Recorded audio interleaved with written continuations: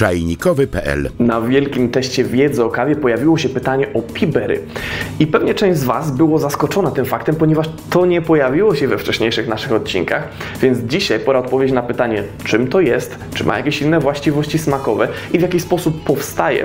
Przejdźmy zatem od razu do konkretów i powiedzenia jasno, jak rozwija się pibery, ponieważ każdy z nas kojarzy ten kształt ziarenka, zresztą jest on na tyle rozpoznawalny, że wystarczy owal z maciupeńką kreseczką po środku i od razu czytamy, że jest to kształt kawy.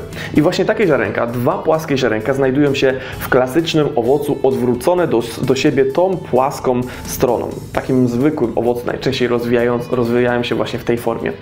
Natomiast zdarza się, że jedno ziarno z jakichś przyczyn nie zostaje wykształcone i powstaje pewna przestrzeń, a drugie ziarenko rozpręża swoje ziarnie nogi, rozkracza się na wszystkie strony i czyni tym samym swój kształt trochę inny niż w przypadku, kiedy znajduje się w owocu jego brat bliźniak.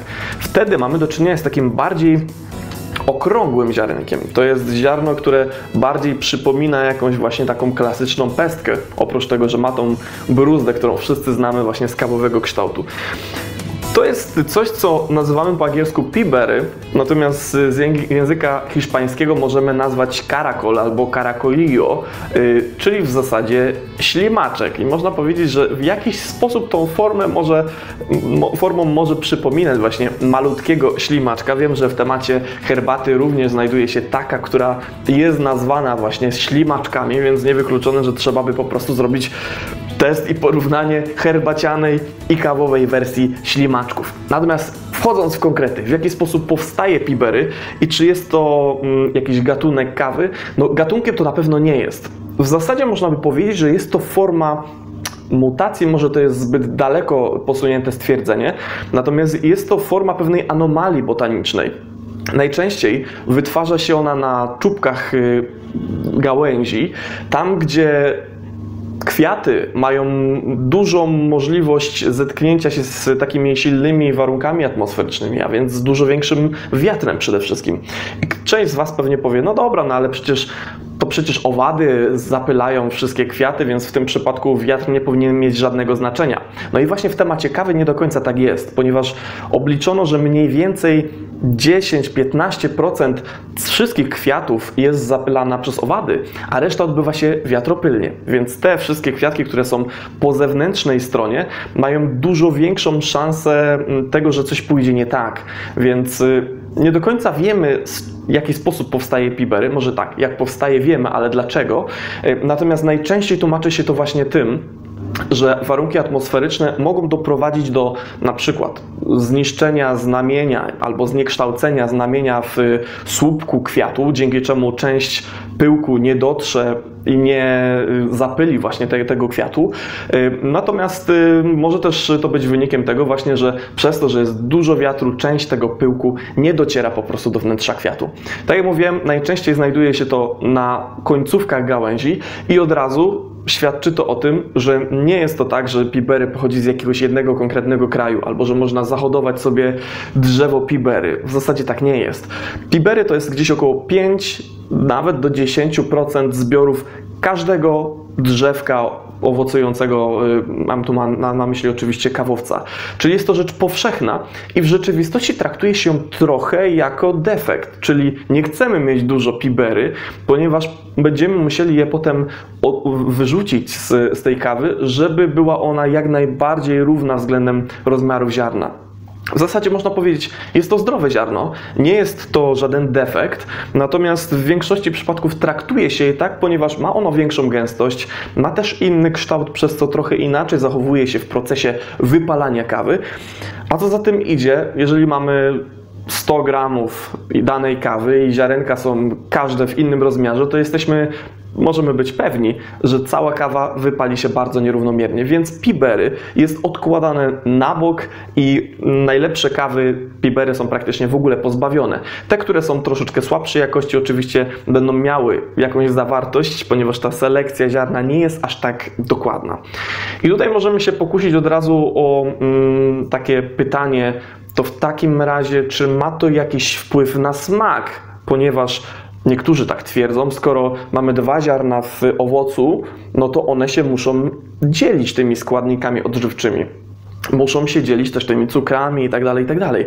Czyli wszystko to, co chłonie ziarno z drzewa, musi się dzielić na 2 pestki. W tym przypadku, jak jest pibery, mamy tylko 1 pestkę, więc czy jest ono podwójnie smaczne? No i tutaj trudno odpowiedzieć. Niektórzy twierdzą, że tak. Na pewno można powiedzieć, że jest to inne ziarno, trochę w innym smaku, natomiast trudno powiedzieć, czy jest lepsze. Zasięgnąłem trochę języka, troszeczkę posłuchałem, jakie są opinie ludzi, którzy pracują też na plantacjach i okazało się, że tak naprawdę nigdy nie mamy styczności z czystym pibery. Nie możemy w takim razie porównać na przykład ziarna z jednego lotu, gdzie jedno jest pibery, a drugie jest nie pibery, wypalimy sobie 2 różne próbki i porównamy, które jest lepsze. Nie mamy takiej możliwości, ponieważ selekcja i odseparowanie pibery odbywa się w wielkich stacjach obróbki, gdzie wszystkie ziarna są już zrzucone do jednej wielkiej przestrzeni.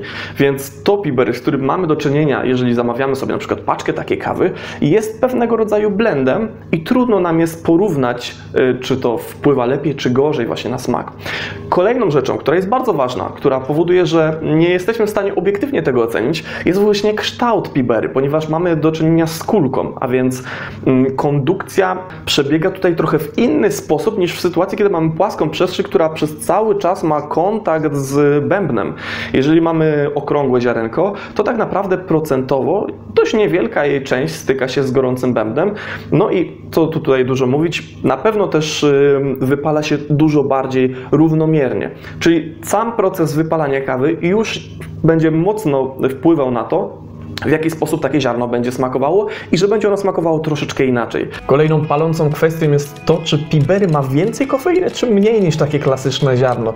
No i na logikę, jeżeli w owocu znajduje się tylko 1 pestka, nie musi w takim razie ta suma składników odżywczych dzielić się na 2, no to powinna mieć chyba więcej kofeiny. Natomiast z drugiej strony część naukowców uważa, że właśnie na czubkach gałązek pibery powstaje przez to, że ten transport składników odżywczych jest często niewystarczający do tego, żeby rozwinęły się 2 pestki. Więc być może wobec tej teorii kofeiny powinno być mniej. W rzeczywistości musimy się zabawić po raz kolejny w agnostyka kawowego i powiedzieć: nie wiemy, jak jest. Nie wiemy, ponieważ nie została przeprowadzona wystarczająca ilość badań, które zajęłyby się stricte tym tematem, a te, które poruszają ten temat, można by powiedzieć, wskazywałyby jednak, że pibery ma troszeczkę więcej kofeiny. Natomiast no, nie jest to taka wartość, jak w przypadku porównania arabiki i robusty, że ta wartość jest praktycznie podwojona. Tutaj mówimy o zaledwie kilku procentach, a być może w niektórych przypadkach właśnie pibery przegrałoby z arabiką, więc czekajmy na rzetelne badania, które udowodnią nam jasno, czy taka kawa ma faktycznie troszkę więcej kofeiny, czy trochę mniej niż klasyczne rozwiązanie.